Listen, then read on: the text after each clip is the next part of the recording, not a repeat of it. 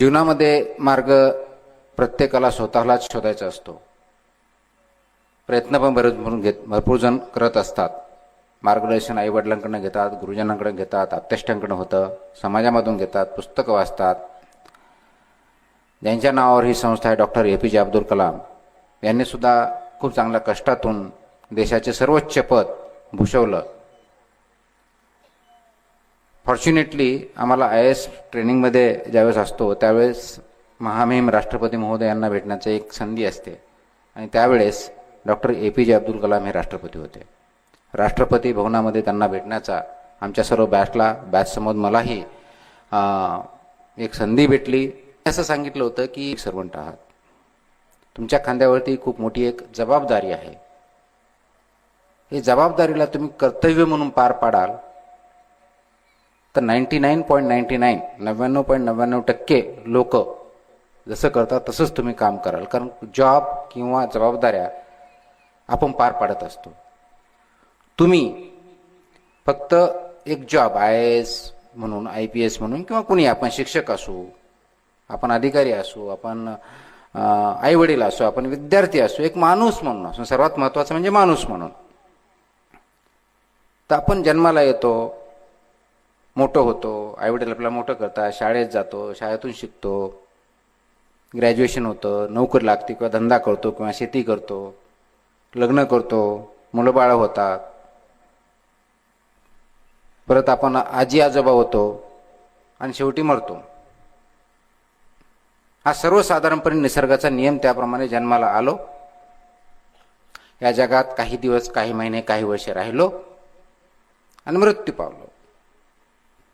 हे जगणं म्हणजे मनुष्य प्राण्याचं, तुमचं आणि माझं, हे इतर जनावरांपेक्षा किंवा प्राण्यांपेक्षा वेगळं कसं? हा प्रश्न तुम्ही आणि आम्ही सर्वांना विचारला पाहिजे. म्हणून तुम्ही ज्यावेळेस एखादा IAS म्हणा किंवा कोणताही एक माणूस म्हणून जगामध्ये जन्माला आल्यानंतर तुमचा जॉब किंवा कर्तव्य, माझे आई वडिलाचे कर्तव्य मी करते, मी शिक्षकाचं कर्तव्य मी करतो, विद्यार्थ्याचं कर्तव्य मी करतो, संस्था आमच्या मित्रांनी काढली ते संस्थेचं कर्तव्य करतात. कर्तव्य जवळजवळ सर्वजण करत असाल, कमी जास्त प्रमाणात, योग्य अयोग्य प्रमाणात करत असतील.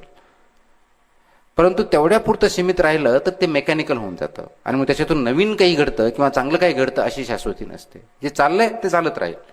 आणि असंच जर चालत राहिलं असतं तर 21व्या शतकामध्ये आज या ज्या युगात आपण राहत आहोत त्याला चौथी औद्योगिक क्रांती ज्यावेळेस घडते, माहिती तंत्रज्ञानाची, त्या युगापर्यंत आपण आलो नसतो. आपण अजूनही त्या दगडांच्या स्टोन एजमध्येच राहिलो असतो. त्याच्यातून आपली प्रगती झाली कारण फक्त प्रत्येकाने स्वतःचा जॉब किंवा कर्तव्य केलं नाही, तर त्याच्या पुढे जाऊन प्रत्येकाची स्वतःची एक वेगळी भूमिका बजावली, रोल परफॉर्म केला. ती भूमिका समजून घेणं आणि त्या दृष्टीनं वाटचाल करणं म्हणजेच नेहमी आपल्या स्वतःमध्ये आणि इतरांमध्ये बदल घडण्याचा प्रयत्न करणं, ही भूमिका आपली महत्त्वाची आहे. ती जर आपण समजून घेतली ॲज अ माणूस म्हणून तर आपण निश्चित स्वतःमध्ये बदल करू शकतो. कारण समाजात ज्यावेळेस बदल घडण्याची आपल्याला अपेक्षा असते तो बदल स्वतःपासून चालू करायचा असतो. इतरांमध्ये फक्त बोलून समाज बदलू शकत नाही, घडू शकत नाही. म्हणून ज्यांनी समाजसुधारकाचा अभ्यास केला त्या बाबतीत महाराष्ट्रातल्या 2 गोष्टी बोलल्या जातात. एक बोलते समाजसुधारक, बोलके, आणि दुसरे करते समाजसुधारक. तर बोलके समाजसुधारक कोण? भरपूर असतात. आजकाल व्हॉट्सअपच्या काळात तर अगदी फॉरवर्ड समाजसुधारक पण खूप झालेत. आला व्हॉट्सअप, पुढे फॉरवर्ड केला, समाजसुधारक झाले, आपल्या समाजसुधारणा होतील. पण त्याच्यापुढे समाज बदलत नाही. म्हणून समाज बदलण्यासाठी आपल्याला स्वतःला बदलावं लागतं. स्वतःला बदलण्यासाठी स्वतःच्या अगोदर विचार बदलावे लागतात. आणि ज्या दिशेने जायचं आहे, ज्या ध्येयाकडे आपल्याला जायचं आहे, त्या दिशेचे विचार स्वतः करावे लागतात, बदलावे लागतात. मग ते विचार आचरणात आणावे लागतात आणि आचरणात आणल्यानंतर मग इतरांना बरोबर घेऊन पुढे जायचं असतं. मग ज्यावेळेस मला जिंकायचं म्हणतो म्हणजे काय? तर मला जिंकायचं म्हणजे दुसऱ्याच्या विरुद्ध जिंकायचं नाहीये, इतरांच्या कंपॅरिझनमध्ये जिंकायचं नाही. तर प्रथमतः स्वतःला माणूस म्हणून विचारांच्या आधारावरती आचरणामध्ये केलेला बदल आणि स्वतःमध्ये आज काहीतरी एक स्टेप मी पुढे गेलो, स्वतःच्या अगेन्स्ट, स्वतःच्या विरुद्ध. म्हणजे आता आज मी स्टेजला आहे, उद्या याच्यापेक्षा माझी काही विचाराची उंची वाढली आहे का? माझ्या आचरणामध्ये त्या दृष्टीने काही फरक पडला आहे का? आणि त्याच्यामुळे समाजामध्ये काही पॉझिटिव्ह एनर्जी निर्माण होणार आहे का? हे जोपर्यंत आपण विचार करणार नाही तोपर्यंत आपण जिंकणार नाही.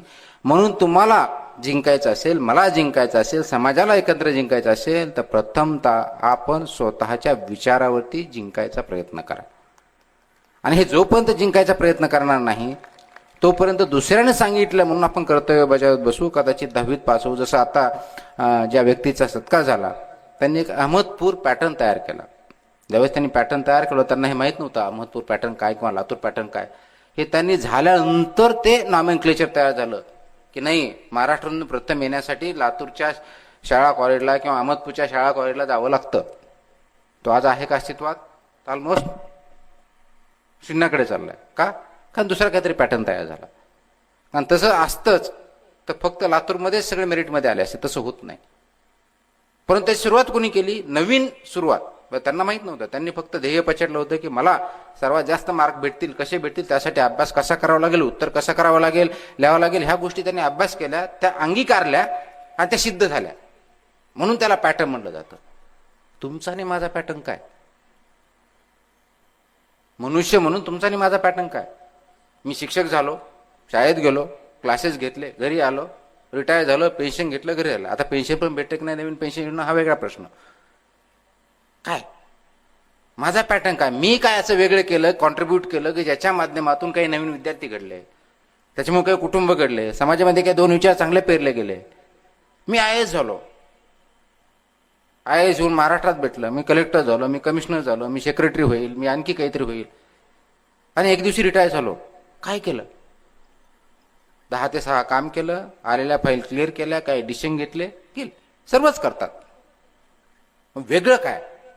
समाजामध्ये बदल घडणं किंवा दिशा देणं ही आमची भूमिका नाही आहे का? ॲज अ पब्लिक सर्वंट आहे. माणूस म्हणून माझी भूमिका नाही का? आहे का? मग ते आम्ही करतो का? हा प्रश्न आपण स्वतःला विचारायचा. आणि म्हणून आपल्यामध्ये बदल घडवण्यासाठी ही स्वतःची सुरुवात स्वतःपासून करावी लागेल. आणि हे करत असताना आपलं ध्येय काय हे स्वतःला अगोदर ठरवावं लागेल. म्हणून बऱ्याच वेळेस असं होतं की मला जे जमलं नाही ते माझ्या मुलांनी करावं.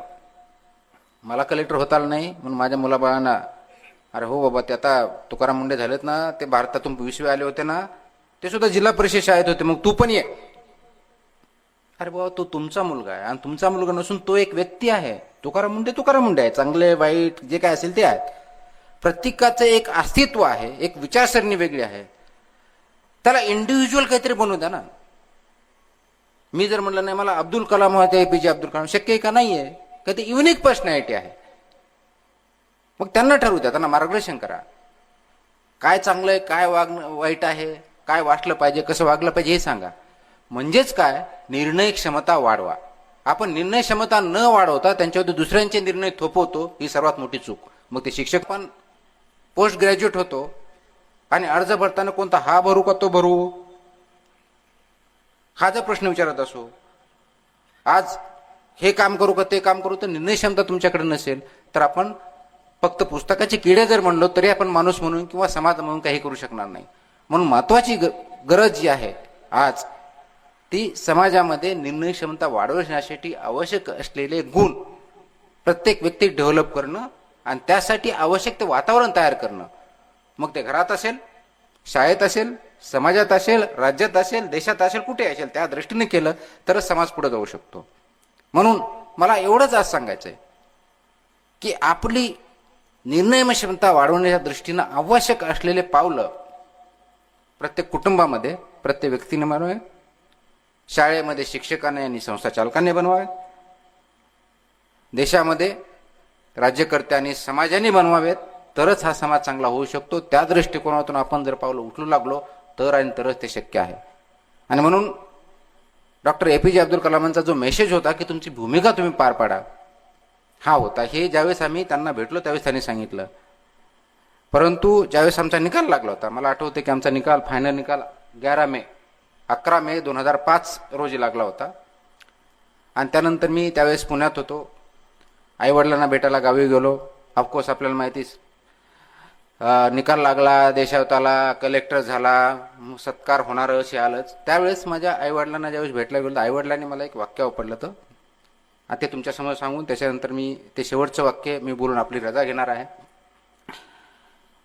त्यांनी मला एक वाक्य सांगितलं, त्या वाक्याच्या आधारे मी IAS या पदावरती किंवा माणूस म्हणून काम करण्याचा प्रयत्न करत आहे की बाबा, आणि आपल्याला माहिती आहे गावाकडचे आई वडील म्हणजे अजूनही माझी आई जवळजवळ 100 वर्षाची आहे. माझ्या मनात काय चाललंय हे कुणालाही कळत नाही, पण माझ्या आईला 100% कळत असतं. भाषण चालू आहे, ऐकायचं असेल तर थांबा, नाही तर निघून जा. तर त्यांनी मला एक वाक्य विचारलं होतं, सांगितलं होतं की बाबा, तुझं कल्याण झालंय, आता तुझी जबाबदारी ही की जास्तीत जास्त लोकांचं कसं भलं करता येईल. आता ही गावाकडची मंडळी शिकलेली नसेल, पण उच्च शिक्षितच्या दर्जाचे विचार आहेत.